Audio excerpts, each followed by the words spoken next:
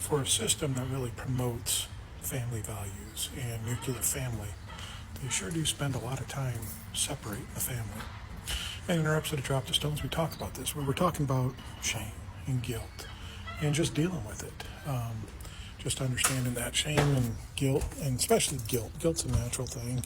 It can actually be kind of useful, help you modify what you do in life, call you out on some bullshit that you may be doing. But shame is the tool that the church uses to manipulate the guilt, to force you into things. And in the episode, we're talking about different things that shamed and guilted us, and one of them was going to church because, with kids, we were always guilted and shamed into making sure the kids were getting to church, getting that proper message put into them, getting that proper community.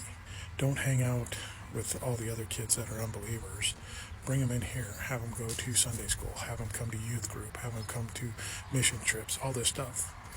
And Candy pointed out in the episode something that was kind of interesting on how much time we were separated from our family, where we truly just wanted to hang out as a family. And Sundays at the time was my only day off from work. So that was the time that we could hang out with the kids, do something as a family with the kids.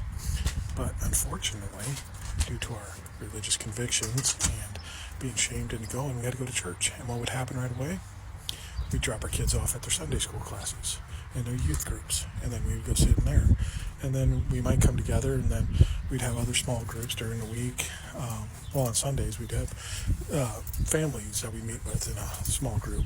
We call them flocks. And the kids would do their own things together, and the adults would do their things together. So we're constantly separating on this one day that we could have spent time together with. And you think about all the other church stuff that goes on. You have women's groups and men's groups where you're separating yourself from your spouse, all the youth group stuff. All these things that are kind of just put in there to keep everyone separated, and really there to keep everyone in check. Because when you start to come together and unite, you become a strong force.